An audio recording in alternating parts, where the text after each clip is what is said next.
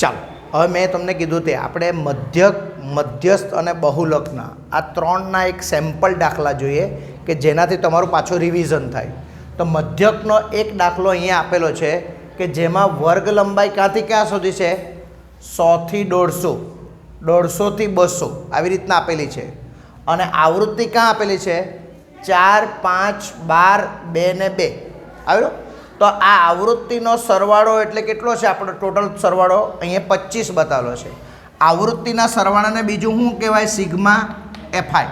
તે બી કેટલો કહેવાય? 25. બંને ચાલે. પાક્કું મગજમાં આવે બધાને? હવે આ દાખલો ગણવા પહેલાં તમને શું ખબર હોવું જોઈએ? પહેલાં સૂત્ર ખબર હોવું જોઈએ. શું ખબર હોવું જોઈએ? સૂત્ર. તો સૂત્ર કેટલું આવે? મધ્યકનું સૂત્ર ધ્યાનમાં રાખો. મધ્યકનું સૂત્ર શું હતું? બોલો.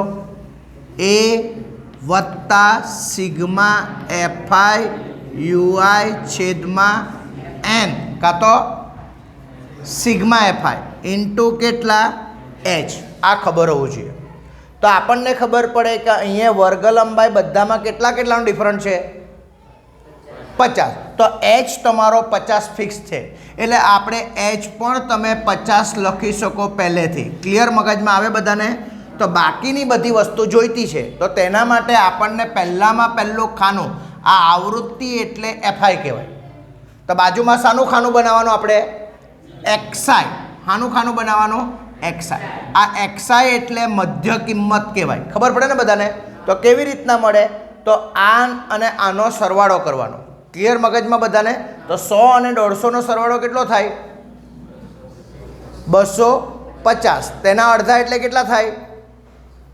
125. તો આ 125 તમારો એનો મધ્ય કિંમત કહેવાય, એક્સઆઈ. ક્લિયર બધા? તો આવી રીતના તમારે વારાફરતી કેટલા તો કેટલાનો ડિફરન્સ છે હવે? 50. તો તમારે આની અંદર 50 ઉમેરતા જવાનું. જો વર્ગ લંબાઈ અહીંયા સરખી નહીં હોય, 50નો ડિફરન્સ સરખો નહીં હોય, તો દરેકનું સેપરેટ શોધવાનું. અહીંયા આનો સરવાળો ભાગ્યા 2. દરેકનો અધસીમા અને ઉધ્વસીમાનો સરવાળો ભાગ્યા 2 કરવાનો. ક્યારે? વર્ગ લંબાઈ સતત સરખી ન હોય તો. ક્લિયર બધા? એટલે પાક્કું મગજમાં રાખો. તો હવે અહીંયા વર્ગ લંબાઈ કેવી છે? સરખી છે કે નહીં? એટલે કેટલા ઉમેરવાના આપણે? 50. તો આમાં 50 ઉમેરે તો કેટલા થાય? 175. પાછા 50 ઉમેરે તો કેટલા થાય? 225. પાછા કેટલા થાય? 275. પાછા કેટલા થાય? 325. ક્લિયર વસ્તુ મગજમાં આવે? અને ત્યારબાદ આપણે ખાલી એક યુઆઈનું ખાનું બનાવવાનું, જે આપણે શું કહેવાય? એક્સઆઈ. એનું સૂત્ર બી આવે, એક્સઆઈ માઇનસ યુઆઈ છેદમાં કોણ કહેવાય? એચ. એ સૂત્ર નહીં લખે તો ચાલે, પણ આપણે શું કરવાનું? હવે એક્સઆઈ એટલે ધારેલા મધ્યક. આમાંથી કોઈ એક મધ્યક ધારવાનું, અને એ એટલે કોઈ પણ બને ત્યાં સુધી મિડલમાં ધારવાનું. તો આ રકમને આપણે શું ધારીએ? એ. તો તેની સામે હું લખી દેવાનું. તો આંખ મીચીને કોઈ પણ ચિંતા કરવા વગર અહીંયા સામે 0 લખવાનો, ઉપર -1, ઉપર -2, જ્યાં સુધી જાય ત્યાં સુધી. -3 બી જઈ શકે, પણ હોય તો નીચે બી પ્લસ જવાનું. 1 અને કોણ 2, નીચે હજુ આવતો હોય તો 3 જવાનું. હવે તમારે ખાલી આ એફઆઈ અને યુઆઈનો ગુણાકાર કરવાનો. એફઆઈ અને યુઆઈનો ગુણાકાર. ઓકે, મગજમાં આવે બધાના રહ્યું? તો આનો ને આનો ગુણાકાર કેટલો થાય? -8. 5 અને -1નો ગુણાકાર -5. આ કેટલો થઈ ગયો? 0. આ કેટલો થઈ ગયો? 2. ને આ 2 ને 2 એટલે કેટલા થઈ ગયા? 4. ક્લિયર બધા? બરાબર? તો અહીંયા માઇનસનો સરવાળો 8 ને 5 13. ઓકે, 4 ને 2 કેટલા થઈ ગયા? 8. તો આપણે ટોટલ સિગ્મા એફઆઈ યુઆઈ જોઈએ તો કયો? 4 ને 2 6 થાય. Okay, sorry.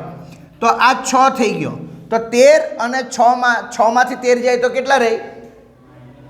-7. ક્લિયર? એટલે આવું ધ્યાનમાં ખાસ રાખવાનું. ઝીણી મિસ્ટેકો બી ધ્યાનમાં રાખવાની. તો તમને ક્લિયર એકવાર જોઈ લેવાનું. કોષ્ટક બની જાય, દરેક દાખલામાં સેમ કરવાનું. યાદ છે ને આપણને બધાને? કે વર્ગ લંબાઈ આપેલું હોય, તમને આવૃત્તિ આપેલું હોય, તમારે પહેલું ખાનું બનાવવાનું? એક્સઆઈનું. પરીક્ષામાં 2 ખાના આપેલા હોય, તમારે એક્સઆઈનું ખાનું બનાવવાનું. કેવી રીતના બને તે? અધસીમા અને ઉધ્વસીમાનો સરવાળો ભાગ્યા 2. યાદ છે ને? પછી સરખો તફાવત ઉમેરી દેવાનો. પછી ખાનું બનાવવાનું યુઆઈ. પણ યુઆઈ બનાવવા માટે શું જોઈએ? પહેલાં તમારે આમાંથી કોઈને બી એ ધારવો પડે. હવે ધારવાનું સાહેબ વચ્ચે જ ધારવાનું, ગમે તેને ધારી શકાય, પણ વચ્ચે ધારે તો અહીંયા પ્લસ માઇનસ થોડો ઘણો સરખો આવે, એટલા માટે વચ્ચે એ ધાર્યો તો તેની સામે હું લખી દેવાનું 0, ઉપર -1 -2, નીચે જેમ જાય તેમ, અને એફઆઈ અને યુઆઈનો ગુણાકાર કરી નાખવાનો. ખબર પડે બધાને? તો એ ગુણાકાર આવી જાય તો 8 ને 5 13, 4 ને 2 કેટલા? 6. હવે 13 ને 6 એટલે પ્લસ ને માઇનસ એટલે બાદબાકી થઈ ગઈ -7. હવે તમારા ડાયરેક્ટ સૂત્રમાં મૂકી દેવાનું. હવે સૂત્રને બી મોનોપોલી, એ કેટલા? 225 આવ્યા, વત્તા એફઆઈ યુઆઈનો ટોટલ કેટલો આવ્યો? -7. એન કેટલા છે આપણા? 25, અને એચ કેટલા છે? 50. હવે મારો નિયમ શું કીધેલો યાદ હોય તો? પહેલાં આ પદનું સાદુરૂપ આપવાનું, આને ટચ પણ નહીં કરવાનું. આને જો પહેલાં ટચ કરવા ગયા તો તમારો દાખલોનો જવાબ ખોટો આવવાની શક્યતા બહુ વધી રહી. તો શું કરવાનું? 225 બેઠા જ રાખવાના, પ્લસ માઇનસ એટલે માઇનસ, અહીંયા 25 આ ગુણાકારમાં છે, બરાબર? એટલે ભાગાકારની સિસ્ટમમાં ઉડે, 25 દુ 50, એટલે 7 દુ કેટલા થઈ ગયા? 14 થઈ ગયા રહ્યા. હવે આ સિમ્પલ ઉડી ગયું એટલે વાંધો નથી, નસીબમાં છે. પણ નહીં ઉડે તો અહીંયા અપૂર્ણાંક રહી જાય, તો તમારે ભાગાકાર કરીને અહીંયા પોઈન્ટમાં લાવવાનું અહીંયા, અને આ રકમમાંથી પછી આને બાદ કરી નાખવાનું. ખ્યાલ આવ્યો બધાના રહ્યો? પાક્કું મગજમાં આવે બધાના રહ્યો? તો 225માંથી 14 જાય, કેટલા જાય? 14. તો ધ્યાનમાં રાખો કે કેટલો જવાબ આવે આપણે તે જોઈએ આપણે. તો 225માંથી 14 જાય તો કેટલા રહી ગયા? 200 ને કેટલા રહી ગયા? 11 રહી ગયા. તો તમારો મધ્યકનો જવાબ કેટલો આવ્યો? 211.